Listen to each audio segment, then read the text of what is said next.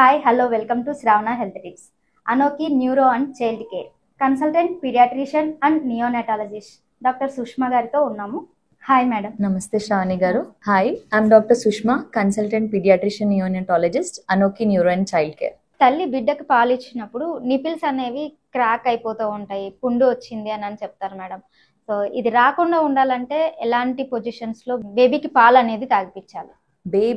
Baby కరెక్ట్గా latch చేయకపోవడం వల్ల, ల్యాచింగ్ అంటే రొమ్ము ఎస్పెషల్లీ నిప్పుల్ని కరెక్ట్గా పట్టుకొని పాలు చీకకపోవడం వల్ల తల్లికి ఇలాంటి ప్రాబ్లమ్స్ అన్నా వస్తాయి. అంటే పగుళ్ళు రావడం, సోర్ నిపిల్స్ అంటే నిపిల్ ఏరియాలో మొత్తం ఆ ప్లేస్లో అంతా మంట, ఎర్రగా అవ్వడము, లేకపోతే పాలు గడ్డ కట్టిపోవడం, ఇవన్నీ ప్రాబ్లమ్స్ బేబీ కరెక్ట్గా అటాచ్ అవ్వకపోవడం వల్ల లేదా ల్యాచ్ అవ్వకపోవడం వల్ల వచ్చే problems.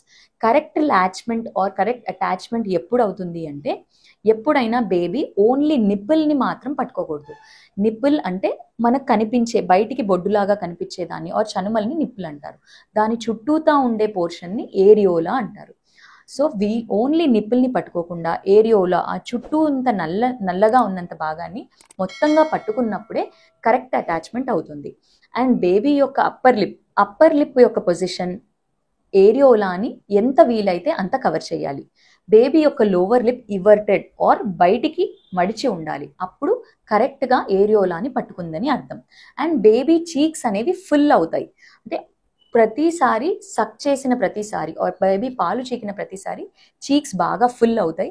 And baby correct attachment అవుతే బేబీ గల్ప్ ఆర్ మింగిన సౌండ్ కూడా మనకు తెలుస్తుంది. అండ్ కరెక్ట్గా గుడ్డు గుర్తులాగా చెప్పాలి అంటే బేబీ ముక్కు నిప్పుల్ లెవెల్లో ఉండాలి. అండ్ తల ఎప్పుడు ఎత్తుగా పెట్టి ఉండాలి. ఇవన్నీ ఫాలో అయినప్పుడు కరెక్ట్ లాచ్మెంట్ ఆర్ కరెక్ట్ అటాచ్మెంట్ అంటారు. ఇది ఫాలో అయితే తల్లికి సోర్ నిపిల్స్ కానీ, లేకపోతే నిపిల్కి పుండవ్వడం కానీ, పాలు గడ్డలు కట్టడం కానీ, ఇలాంటి ప్రాబ్లమ్స్ని అవాయిడ్ చేయొచ్చు. తల్లి పాలు గడ్డలు కట్టకుండా ఉండాలంటే ఎలాంటి జాగ్రత్తలు తీసుకోవాలి మేడం? ఒకవేళ తల్లిపాలు గడ్డలు కట్టి ఉంటే ఎలాంటి ట్రీట్మెంట్ తీసుకోవాలి?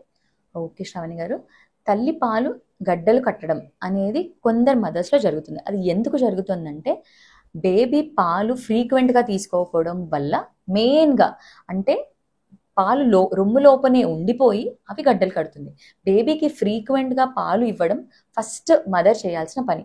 అది చేస్తే అసలు పాలు గడ్డలు కట్టవు. లేదు ఏదైనా సిచ్యువేషన్స్లో పాలు గడ్డలు కడితే మదర్కి చాలా పెయిన్ ఉంటుంది. అండ్ రొమ్మంతా రెడ్ అవ్వడం కానీ, ఆ గడ్డలు అవ్వడం కానీ అవన్నీ జరుగుతాయి. తర్వాత తనకి చాలా ఫీవర్, జ్వరంగా ఉండడం, చలి రావడము, పాలు గడ్డలు కట్టి ఆ తర్వాత ఇన్ఫెక్షన్ అయ్యి దాని నుంచి చీము రావడం, ఇవన్నీ జరుగుతాయి. దాన్ని క్లాట్ డక్ట్ కానీ లేకపోతే మాస్టైటిస్ అని కానీ అంటారు. ఇవన్నీ జరగకుండా ఏం చేయగలుగుతాము అంటే ఫ్రీక్వెంట్గా తల్లి బేబీకి పాలు ఇవ్వడం, లేదా పాలు ఇవ్వలేని సిచ్యువేషన్స్లో పాలను తీసి భద్రపరచచ్చు, లేదా వేరే శిశువుకి ఇవ్వడం, ఇవన్నీ చేయొచ్చు. లేదు పాలు గడ్డలు కట్టాయి, తల్లికి మాస్టైటిస్ కానీ ఈ క్లాక్ డక్ట్స్ కానీ ప్రాబ్లం వచ్చేసిందంటే తను ఫస్ట్ ఇంట్లో చేయాల్సింది పెయిన్ ఉన్నా సరే ఆ పాలను ఎక్స్ప్రెస్ చేసేయడం, మళ్ళీ ఇంకా గడ్డలు కట్టకుండా చూసుకోవడం. లేదా ఒక హాట్ ఫర్మెంటేషన్ అంటే ఏదైనా వేడి క్లాత్తో తాను ఆ గడ్డలు కట్టిన ప్లేస్లో పెడితే ఆ పాలు గడ్డలు అనేది నిదానంగా కరిగి బయటికి తీసేయచ్చు. ఇంకా కూడా ఇన్ఫెక్షన్ ఎక్కువయ్యి మాస్టైటిస్ అయింది, పస్ అవుతుంది అన్నప్పుడు ఖచ్చితంగా అప్పుడు మీరు డాక్టర్ని కలిసి యాంటీబయోటిక్స్ తీసుకోవాల్సిన సిచ్యువేషన్ వస్తుంది.